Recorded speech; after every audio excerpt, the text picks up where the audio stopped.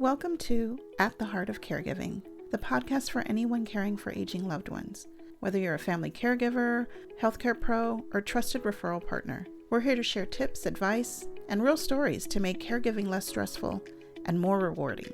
The voices you'll hear on this podcast are AI generated, but the content is genuine and made just for you. So let's jump in and celebrate the incredible role caregivers play in the lives of seniors. Now, our AI hosts will take it from here. Welcome back to the Deep Dive, where we cut through the noise and really get right to the heart of what matters. July is Sandwich Generation Month, and it just felt like, well, the perfect time to really dig into a topic so many of us are living through, or we know someone who is. We're talking about the sandwich generation. So if you're juggling care for your kids and your aging parents, or maybe you just want to understand this whole situation better, this deep dive is definitely for you. We're going to unpack the unique challenges, look at the emotional side, which is often overlooked, and importantly, explore some real self-care strategies and resources. And that includes how professional home care services can provide some really critical support. Yeah, it's quite something. The sheer scale of it, we're talking about, what, a quarter of all adults in the U.S.? But the demands, the effort, it often just goes unseen. It's a silent struggle for so many. So this deep dive, it's not just about understanding what it means to be sandwiched, but really understanding why taking care of yourself is so foundational. You can't pour from an empty cup. And that's especially true here. Absolutely. Okay, so let's unpack this term first. Sandwich generation. We hear it, but what exactly is it? Well, at its core, it describes middle-aged adults, right? Usually folks in their 40s and 50s. And they find themselves simultaneously raising their own children. And that could be younger kids at home or even adult kids that are still helping out financially while also caring for their aging parents. Parents who are often 65 or older, it's that pull in both directions. Really feels like being caught in the middle. And the numbers, they really show how common this is. You said about a quarter, like 23-25% of all U.S. adults. That's right. But then if you look just at adults in their 40s, it's over half. 54%. That's huge. It is huge, and it's growing. Right. Why is that? Well, two big reasons, really. First, people are living longer, thankfully, so parents need care for more years. And second, younger adults are often taking a bit longer to achieve full financial independence these days, so that support continues. Makes sense. And it seems like this hits everyone, right? Men, women, different backgrounds. Exactly. It's pretty universal. The data shows adults across all racial and ethnic groups, men and women, are about equally likely to be in this situation. It doesn't discriminate. So it's widespread, demanding. Yeah. But here's something interesting you mentioned from the research. Yes. The paradox. Yeah. That despite all this pressure, these adults are sometimes more likely to say they're very satisfied with their family life. How does that work? It is fascinating, isn't it? While it sounds incredibly stressful, and it definitely can be, there seems to be perhaps a deeper sense of purpose for many. Actively contributing to the well-being of, both the generation before you and the one after you. That can bring a lot of meaning. Okay, I can see. And it can strengthen family bonds, too, sometimes in unexpected ways. Think about it, providing comfort to your parent while maybe also teaching your own kids about empathy, about responsibility, just by them seeing what you do. Like modeling that care. Precisely. It's tough, no doubt, but it can lead to maybe a richer, more connected family experience overall, despite the challenges. That adds some important nuance. It's not just all stress. But let's be real, the stress is significant. So let's dive into those challenges. What are the specific pressures? I imagine finance is a big one. Oh, absolutely. Financial pressure is huge. You're looking at potentially covering medical bills for parents, maybe helping with housing, groceries, or still providing significant support for adult children, maybe college tuition, rent, who knows? And the sources mentioned an average cost. Yeah, around $10,000 a year on average. That's on top of their own family's expenses. Wow. $10,000. That can seriously strain finances. It might mean delaying retirement, taking on debt, dipping into savings. It's not just the outflow of money. It's the constant worry about it, too. I can only imagine. And then there's just time, the lack of it. Trying to juggle everything. School runs, work, doctor's appointments for mom or dad, groceries, maybe helping with homework. It's relentless. The time constraints are immense. There's often very little breathing room left for themselves, for their partner, for hobbies, for stopping. Yeah, like being on a treadmill you can't get off. Exactly. It feels like constant management of multiple competing responsibilities. And the emotional toll of all that. Oh, it's intense. You're worrying about your kids' future, their challenges, their well-being. And at the same time, you're often dealing with your parents' declining health, their needs, their mortality. It's like an emotional tug of war, constant. And the research shows they feel this more acutely. Yes, caregivers in the sandwich generation consistently report more emotional difficulty compared to other adults providing care, maybe just for one group. And that leads to, Well, it can easily lead to overwhelming feelings. Guilt is a big one, feeling you're not doing enough for either your kids or your parents or both. And then burnout. Real, deep, emotional, physical, and mental exhaustion. It just drains you. burnout. Yeah, that seems almost inevitable sometimes. It's a major risk. And something else that often comes up, maybe less talked about, is family conflict. Ah, okay. How so? Well, caring for an aging parent can stir up a lot of emotions. And it often brings siblings and other relatives into the picture, sometimes with very different ideas. You get disagreements about care decisions, who pays for what, how tasks are divided. Or maybe old childhood issues resurface. Exactly. Old rivalries, perceived inequalities from the past.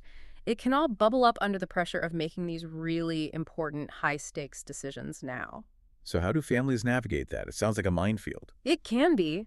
The key is trying, really trying to approach it with patience and grace.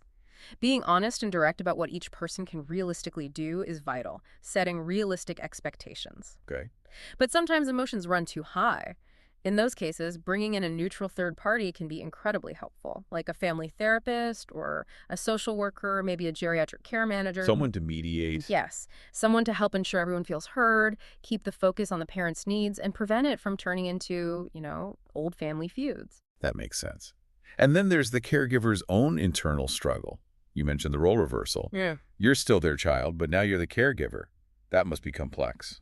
Deeply complex. You're managing their health, maybe their finances, but that parent-child dynamic is still there. It often brings up feelings of anticipatory grief. Anticipatory grief. Yeah, that sadness or anxiety about the losses that are coming, even while your parent is still here. Grieving the future you expected, perhaps. There can also be a sense of losing your own independence as care demands increase. Right. And that can lead to guilt, sometimes anger, even resentment. It's crucial to remember those feelings are normal, very normal. And that feeling of failure you mentioned earlier. Yeah, You can never do enough. Yes, that's so pervasive. With so much on their plate, meeting their own standards for parenting and caregiving can feel impossible. They want to be perfect for everyone, but perfection just isn't realistic in this situation. So they feel like they're constantly falling short. Exactly. Even when they're doing an amazing job under difficult circumstances, it's a heavy burden. And if we zoom out again, culture can add another layer. How does culture play into it? Well, in some cultures, caring for aging parents isn't really seen as a choice. It's more of a given, a deep-seated expectation. And while that can provide a strong sense of duty, it can also make caregivers feel more isolated if their workplace or maybe friends from different backgrounds don't fully grasp the extent of their obligations. Leading to maybe bitterness or feeling misunderstood. Potentially, yes. In those cases, leaning on family or cultural communities who do understand can be really important. Finding that shared experience, and also finding moments to connect with the parent just as their child, not only as the caregiver.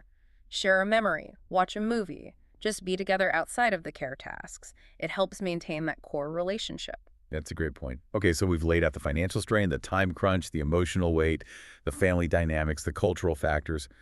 It's a lot. It really is. Which makes it totally understandable why self-care gets pushed way down the list. It feels like a luxury they can't afford. Yeah, exactly. But it's not a luxury. No. As our sources stress, and it's worth repeating, self-care isn't selfish. It's essential. It's fundamental. I always think of that flight attendant analogy, put your own oxygen mask on first. Precisely. You have to. Neglecting your own needs doesn't just hurt you. It can lead to serious issues. Anxiety, depression, chronic stress. Even physical health problems, like heart issues. Right, so self-care gives you the stamina, the resilience to actually do the caregiving effectively. It refuels your tank, so you can keep going. Okay, so knowing it's critical, what can people actually do? What are some practical, actionable strategies for these incredibly busy caregivers? Great question. It has to be practical. First one, set healthy boundaries. Learn to say no sometimes, and mean it. Without the guilt trip afterwards? Easier said than done, maybe. More, for sure. But it's crucial. It could mean carving out just 30 minutes a day for yourself. A walk, quiet time, whatever. Protect that time. It also means setting clear expectations with family members about what you can and can't do. And you mentioned calendar blocking. Yes. Treat your self-care time like any other important appointment. Put it in the calendar. Make it non-negotiable. It gives it weight. I like that. Okay, what's next? Second, delegate whenever possible. You don't have to be the hero who does everything. Right. Share the load. Exactly. Assign age-appropriate chores to kids. Ask siblings for specific help. Maybe one handles finances, another does errands. Rotate visits.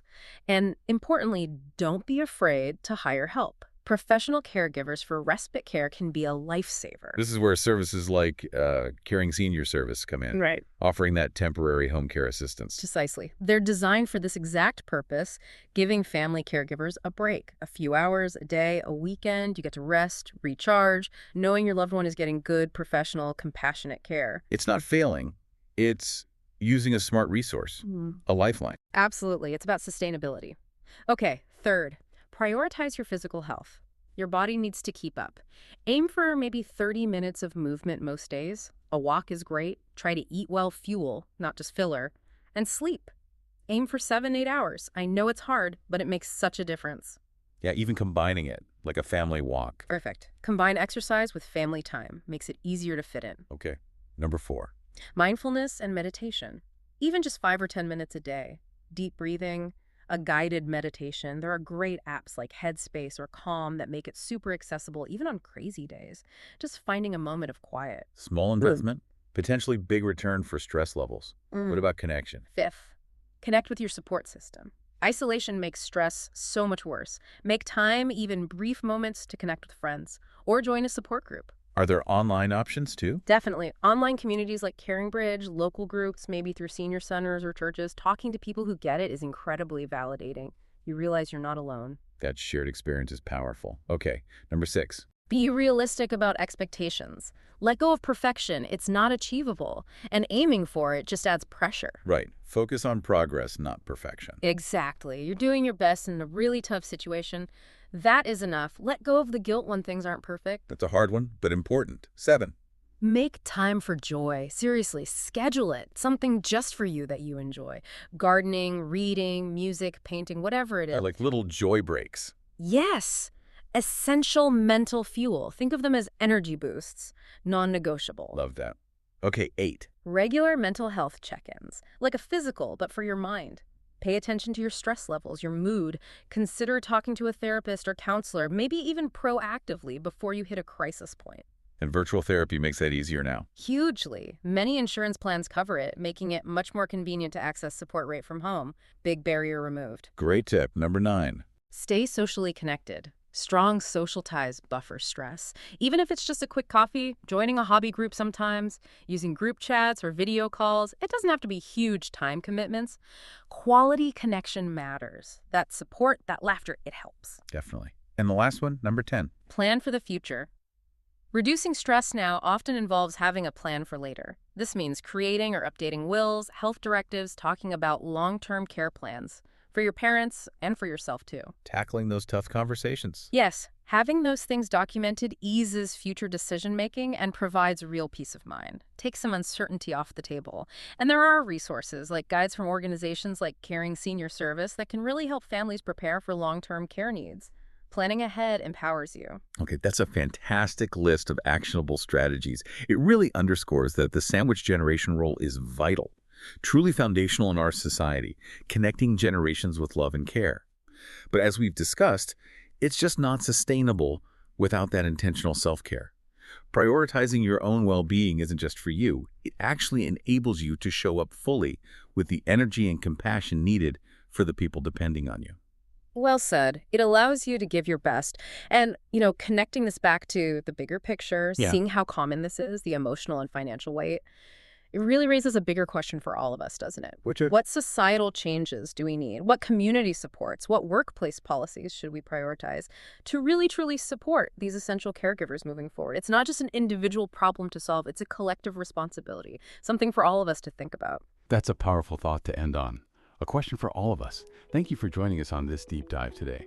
We really hope you feel better informed and maybe more empowered, whether you're navigating this yourself or supporting someone who is. Because chances are, this touches someone in your life. Thanks for listening.